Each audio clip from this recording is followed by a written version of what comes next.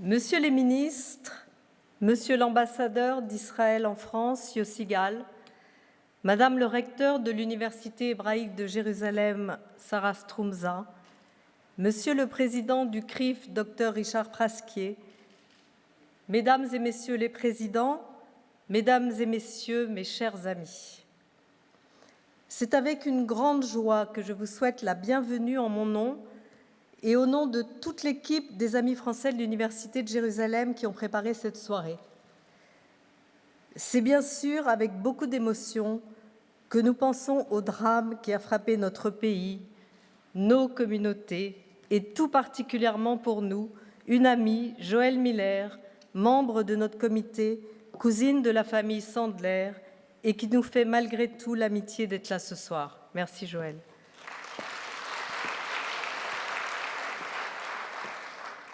Heureusement, il y a aussi de belles émotions et nous avons plus que jamais l'envie ce soir de les partager avec vous. La troupe Vertigo que vous venez de voir témoigne de la vitalité de l'art israélien dont la scène internationale salue la modernité et l'originalité. Cette vitalité, vous n'allez cesser de la mesurer tout au long de la soirée. Nous allons vous raconter une histoire, celle d'un homme libre et lumineux, Philippe Labro, et vous faire découvrir les liens entre son histoire, celle du peuple juif, et notre ambitieux projet autour du cerveau. C'est une belle histoire qui a pour théâtre Jérusalem et pour éditeur l'Université hébraïque de Jérusalem. Les auteurs, nous, vous, si vous le voulez bien. Et pour commencer à écrire cette histoire avec vous ce soir, j'appelle à mes côtés Madame Sarah Strumza, recteure de l'Université hébraïque de Jérusalem. Merci encore du fond du cœur d'être là et à tout à l'heure.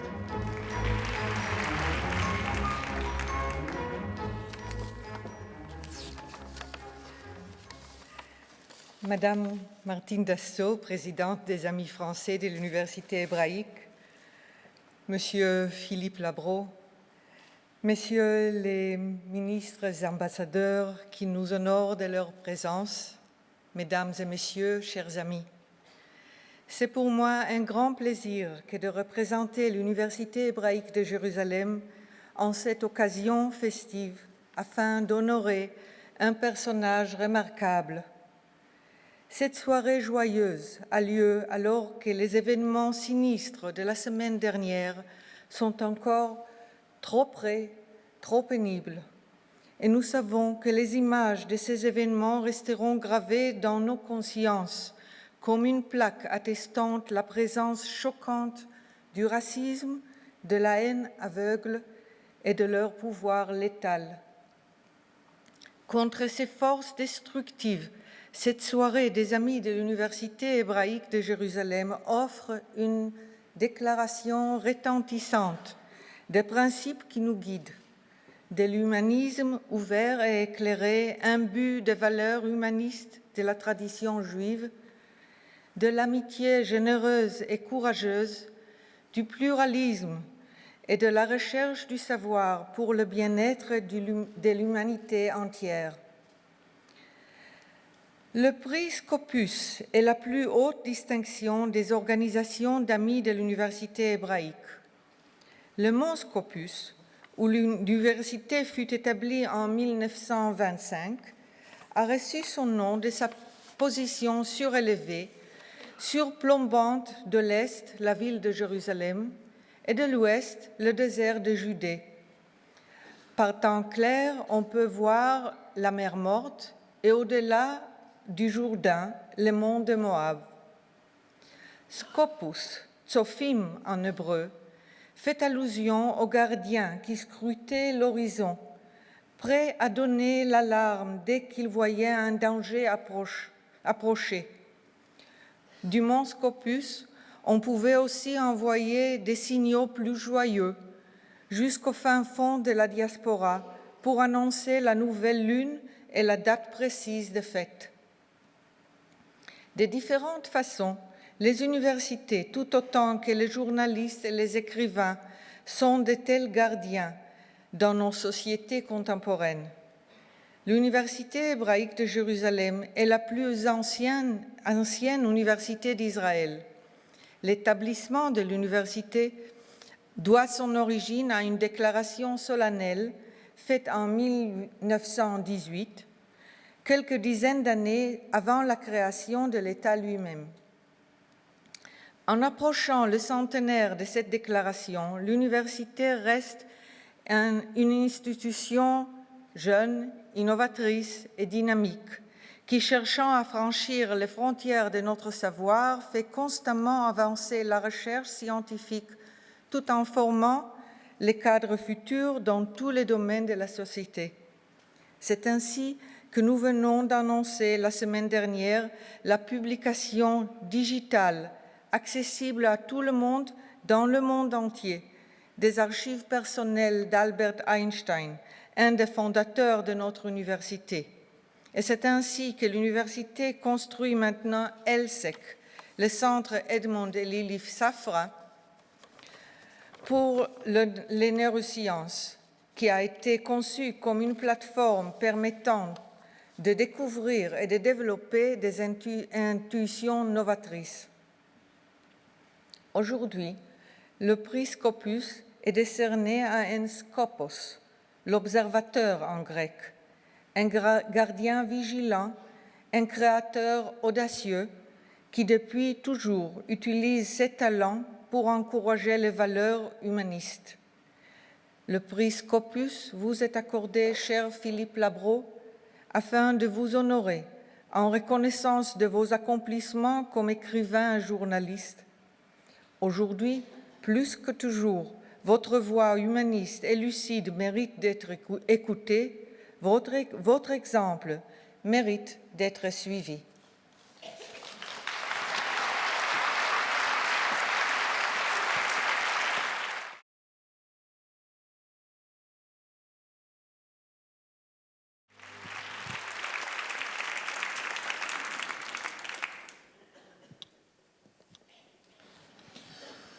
C'est un moment assez agréable et assez rare de pouvoir, dans des circonstances aussi solennelles, parler librement d'un ami, c'est-à-dire avoir l'occasion de dire des choses positives tout en étant sincère, ce qui, dans la profession commune de Philippe et de moi, n'est pas tellement répandu.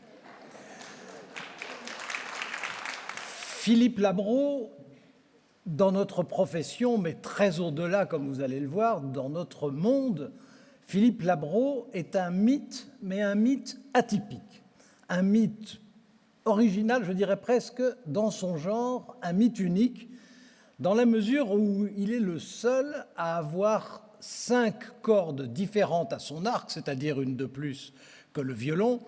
Il est un grand journaliste, tout le monde le sait.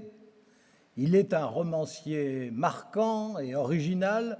Il est un parolier heureux. Il est un metteur en scène qui a été, à juste titre, célébré. Et il est en plus un patron de presse qui sait être impérieux et qui est exceptionnellement expérimenté. Le journaliste Philippe Labro correspond à un modèle extrêmement rare qui est celui qui a pu non seulement successivement, mais simultanément exercer sa profession à la fois dans la presse écrite, à la radio et à la télévision, et à chaque fois, on le sait bien, dans des circonstances particulièrement flatteuses. Dans la presse écrite, il a travaillé dans ce qu'on appelle en règle générale la grande presse. Il l'a fait aux côtés de Lazareff, il l'a fait dans des journaux qui, à cette époque, étaient exceptionnels, qui se sont appelés France Soir, Paris Match. Il était le reporter, le chroniqueur. Aujourd'hui, il est au Figaro, le chroniqueur du lundi, et si je peux me permettre, des 5 chroniqueurs de la semaine le plus talentueux. Je vais peut-être me brouiller avec les 4 autres, mais comme c'est ce que je pense, c'est ce que je dis. Il lui est arrivé à la radio de réussir des exploits. À la télévision, il a travaillé aux côtés de Lazareff toujours, Desgroupes, Dumayet, Barrère, à 5 colonnes à la une, c'est-à-dire l'émission la plus célèbre de l'histoire de la télévision française. Il a présenté le journal de ce qu'on appelait à l'époque Antenne 2 à la mi-journée. Il a réalisé lui-même beaucoup d'émissions. Il est reconnu de toute façon dans cette profession comme un des grands, peut-être un des 10 grands, et sans doute le seul qui, je le répète, ait cette diversité dans sa palette. Le romancier, vous le connaissez bien, le romancier, c'est celui du petit garçon, c'est celui de l'étudiant étranger, c'est celui des gens, c'est aussi celui qui a écrit ce récit superbe qui s'appelle La Traversée et qui est probablement un des plus émouvants parmi les livres qu'il a fait. On y voit, bien entendu, dans l'ensemble de son œuvre littéraire, aujourd'hui chez l'éditeur des éditeurs français, Gallimard. On y voit bien sûr l'influence américaine des Steinbeck, Hemingway, Dos Passos, etc., qu'il connaît sur le bout des doigts. On y trouve ce style qui est à la fois venu du journalisme par sa vivacité, sa clarté, sa précision, mais avec aussi la part de l'imaginaire, le respect scrupuleux des faits, tout ce qui définit en règle générale Philippe Labro. Le parolier est célébré, je n'en dirai rien parce que je n'y connais rien et que comme Philippe Labro, quand je ne connais pas, j'aime autant ne pas parler du tout. Donc je sais qu'il a écrit beaucoup de chansons pour Johnny Hallyday qui lui ont valu et ont valu à Johnny Hallyday de grands succès, même des triomphes. J'en suis heureux pour les deux et que ceux qui connaissent quelque chose l'applaudissent à ma place. En ce qui concerne le réalisateur, là je le connais mieux, j'ai vu ces 7 films. Je les ai tous aimés, que ce soit L'Alpagueur, L'Héritier, Rive droite, Rive gauche, ou celui que personnellement je préfère, celui qu'il a appelé La Crime, qui naturellement portait sur la brigade criminelle et qui démontre exactement ce que sont ces qualités, là encore, qui ressemblent à celles du romancier, c'est-à-dire cette précision, ce rythme, cette clarté, presque ce dépouillement dans le déroulement, avec en plus une direction d'acteur qui est bien connue. C'est lui qui a pratiquement découvert Fabrice Lucchini. Il a utilisé beaucoup employé Belmondo et des acteurs particulièrement précieux comme Bruno Kremer ou Charles Denner. Tout ça, évidemment, il l'a fait avec son brio habituel. Quant au patron de presse que j'ai eu l'occasion d'approcher, de connaître, à RTL, où il a été pendant 15 ans, mais je l'ai observé aussi en bien d'autres endroits, il peut se montrer extrêmement impérieux. Il sait très bien ce qu'il fait, il a une connaissance assez étonnante de la mécanique, et surtout, il a le sang-froid et le flegme qui lui permettent de traverser des périodes qui sont quelquefois difficiles pour lui-même, pour les autres, pour ce métier-là. Alors évidemment, avec tellement de talents divers, certains ont crié, bien entendu, puisqu'on sait bien que dans cette profession, on s'admire beaucoup, mais on se déteste énormément. Certains ont crié à l'amateurisme, à l'éclectisme. C'est exactement le contraire. Philippe Labro, je l'ai vu travailler, je l'ai vu écrire, je l'ai écouté à la radio, je l'ai observé à la télévision, je l'ai vu comme patron de presse. Il est d'abord méticuleux. Il est orgueilleux, bien sûr, et il a raison de l'être. Il est passionné, il m'envoie à peu près une fois par semaine un petit mot sur différents éditoriaux. À chaque fois, je me dis, comme il a de la chance d'être encore aussi jeune, de se passionner tellement, de s'indigner si facilement, de critiquer si vertement, d'approuver aussi sans la moindre réserve, puisqu'il fait partie de ceux qui aiment admirer ce qui est rarissime dans cette profession. Et on voit à travers cette passion ce qui fait son originalité et ce qui fait essentiellement son unité. Et pour en terminer, bien entendu, je voudrais dire que parmi les choses dont Philippe Labro peut être le plus fier, il y a bien entendu ses parents qui se sont conduits pendant la guerre, comme beaucoup ici le savent, de façon exceptionnelle, avec non seulement du courage, mais même de l'intrépidité et presque de la témérité. D'ailleurs, je ne sais pas pourquoi je dis presque, c'était de la témérité, parce que déjà organiser des filières pour les Juifs persécutés dans 2 fermes aux environs de Montauban, c'était quelque chose, mais dans sa propre maison, dans sa villa, alors que le premier étage était réquisitionné et occupé par celui qui était le chef des forces allemandes locales. Dans les sous-sols, continuer à abriter des Juifs pendant cette période-là, c'est quelque chose que, évidemment, peu de gens pourraient imaginer, oseraient imaginer, et qui leur ont valu le titre inestimable de juste. Et pour Philippe, je dirais que de même qu'il peut être extrêmement fier de ses parents, de même que je pense sincèrement que la réciproque est vraie. Merci.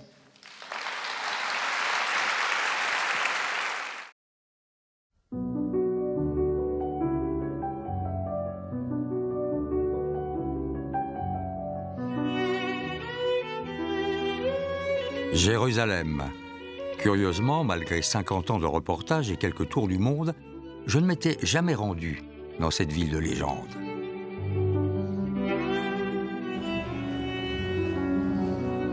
Finalement, il y a quelques semaines, j'y suis allé. Bien entendu, j'ai visité la vieille ville, mais surtout, j'ai eu la chance d'être invité par la prestigieuse université hébraïque de Jérusalem sur l'un de ses 4 campus. Il se situe sur le mont Scopus. Par beau temps, on voit d'un côté le désert de Judée, la mer Morte et même la Jordanie, un panorama qui vous coupe le souffle. De l'autre côté, on contemple la vieille ville de Jérusalem et le dôme des mosquées.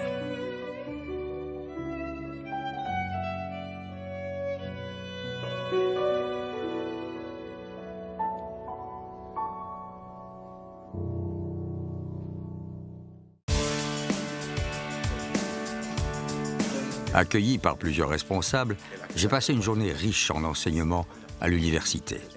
Avec ses 3800 projets en cours, c'est le pôle de recherche numéro 1 du pays. C'est ici qu'entre autres ont été mis au point un procédé révolutionnaire dans le traitement de la maladie de Parkinson. Il y a aussi l'Excellone pour la maladie d'Alzheimer, le Doxil pour le cancer. C'est ici aussi qu'ont été inventés les tomates cerises, un œil mobile qui avertit les conducteurs d'éventuels obstacles sur la route et le système d'irrigation du goutte à goutte appliqué en Afrique, en Tunisie ou au Maroc. J'ai même pu essayer un des derniers prototypes, la iCane. Look for the quiet, try to scan the environment. Mise au point par Amir Hamedi, c'est une canne électronique qui, par vibration, vous signale les obstacles et pourrait donc tout simplement révolutionner la vie de ceux qui ne voient pas. Dans le hall, un tableau représente l'inauguration de l'université par Lord Balfour. Ça se passait en 1925. Tous les notables du monde juif de l'époque étaient là pour un événement symbole de la renaissance de leur peuple sur cette terre. Depuis, l'université a grandi, elle s'est développée de façon exceptionnelle. Aujourd'hui, 23 000 étudiants, 70 nationalités qui perpétuent une culture de l'intelligence, une culture du savoir. Vous y croisez une représentation du monde entier. Il y a des Druzes, des Thaïlandais, des Américains, des Français, des Turcs, des Coréens, des Israéliens, juifs comme arabes. Ici, on s'enorgueillit d'une profusion de prix Nobel et de médailles Fields. 8 pour ces 10 dernières années à des professeurs, des anciens élèves de l'université hébraïque de Jérusalem. Et le plus célèbre des Nobel, bien sûr, c'est le fondateur de l'université, Albert Einstein, un des génies du XXe siècle. Assis sur son vélo, il incarne toujours l'âme du lieu. Einstein a donné ses valeurs à l'université. Il a imposé une devise, la sienne. Il en va à des hommes comme lorsqu'on fait du vélo. C'est seulement quand on bouge qu'on peut confortablement maintenir son équilibre. Il a tout légué à l'université, même ses archives les plus personnelles. There is this very beautiful letter. Dear Mr. Einstein, I am a little girl of 6. I saw your picture in the paper.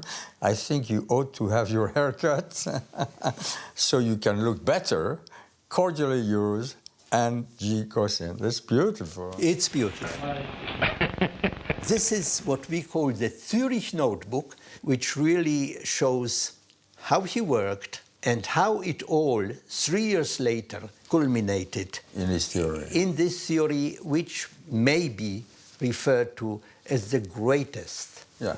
most sophisticated intellectual construction produced by a single human brain. I know he involved himself in everything, and he involved himself in politics too. He advises minorities to make an effort to develop communal solidarity, to develop in their education, and particularly to develop in their self-esteem. So this is Einstein. Okay. Fidèle à l'esprit pionnier, on innove ici en permanence. Le dernier projet le plus ambitieux sur ce parking doit être construit un des plus grands centres de recherche sur le cerveau au monde. Il s'agira d'un centre interdisciplinaire créé par l'architecte Norman Foster qui va rassembler tous les meilleurs chercheurs. À sa tête, le professeur Elon Vaidia. The reason we need so many people from different disciplines is because this is a very complex machine. Yes. It's a machine that requires knowledge of physics, engineering, neurobiology, medicine, psychology, philosophy. All disciplines are involved in brain research. Right. This is the purpose, to have a state-of-the-art home for the best neuroscientists that will sit in this home and do the future of brain research. The work that we want to do in the center is to completely understand the brain. One of the approaches to completely understand the brain is to build it. Le cerveau est l'organe le plus complexe du corps humain, c'est aussi le plus méconnu. Avec toutes les maladies du vieillissement qui menacent, mieux le comprendre constitue un enjeu primordial. Idan Segev, avec le projet Blue Brain, a décidé de modéliser entièrement le cerveau. The fact that biological elements create such a fantastic equipment that can allow you to learn, to feel, to move, to see, it's a mystery. Yeah. We did not solve it. No. But there is this new idea, which we have to test, is to build a copy of the brain, simulate the brain in a large, huge IBM computer, in an attempt to integrate what we know about the brain at many levels, from genes, cells, connections, regions, the whole brain, to try to copy it, and then to interact between this model and the environment. It will fall in love? If there will be a beautiful man or woman, depending if it will be, what sex it will be, yes, it will.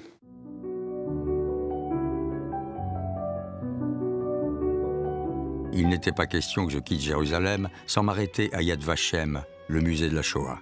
D'autant qu'une histoire intime me lie à ce lieu. Le nom de mes parents est inscrit sur le mur des justes parmi les nations. Et là-bas, c'est Elisabeth. C'était la belle-sœur et la jeune femme qui nous a sauvés, mon frère et moi. Après avoir lu mon livre « Le petit garçon » qui racontait la vie de ma famille pendant la Deuxième Guerre mondiale, une lectrice vivant en Israël, Colette Hazan, la voici, que je ne connaissais pas, m'a écrit pour me dire « Il faut que vos parents soient honorés comme justes et inscrits sur le mur ». Grâce à sa démarche et aux processus qui ont suivi, depuis l'an 2000, c'est chose faite. Pendant la guerre, avec mes parents et mes 3 frères, nous vivions à Montauban, ville occupée par les Allemands depuis 1942. Mes frères, mes parents et moi, nous habitions au rez-de-chaussée d'une grande maison un peu à l'extérieur de la ville. Dans ce qu'on appelait la buanderie, c'est-à-dire en réalité la cave, mon père cachait des Juifs qui fuyaient l'oppression. Le plus extraordinaire est que le premier étage fut, pendant quelques longs mois, réquisitionné par un officier SS, le commandant de la place. Des Juifs cachés à la cave, un nazi au premier étage, une situation quasi irréelle. Voilà, vous c'est 2000. Voilà, c'est ça. 2000. Voilà, c'est ça. Voilà. Ah. Voilà. Pour la première fois de ma vie, je peux voir ce mur sur lequel sont donc gravés les noms de mon père et ma mère. On va photographier ça pour mes enfants. Je fais ça pour mes enfants. Et toi, hein?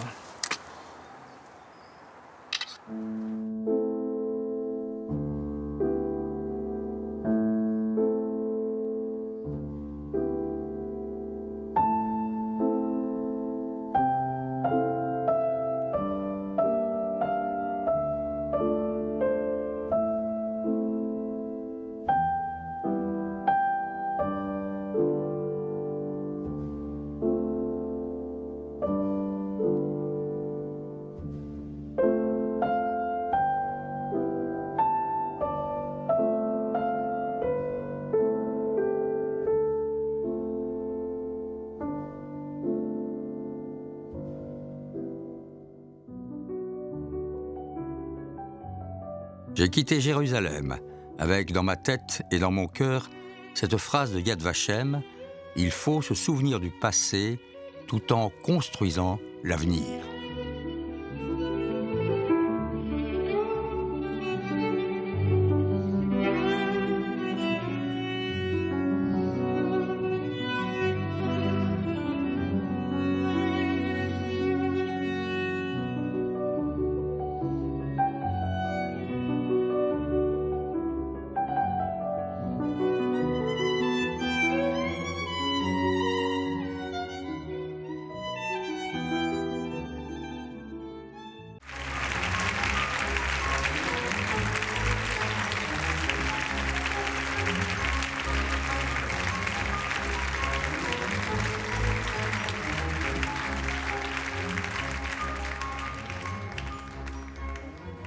Alors, pour cette remise de prix Scopus, j'appelle bien sûr Martine Dassault et Stara Stromza.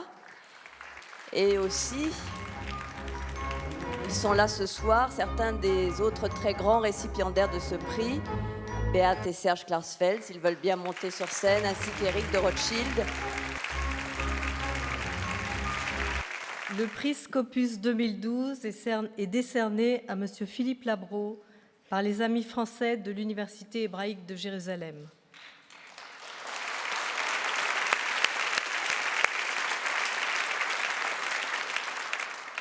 Philippe Labro, fils de Juste parmi les nations. Ses parents, Henriette et Jean-François Labro, ont caché avec un courage désarmant, ce courage que seuls les justes pensent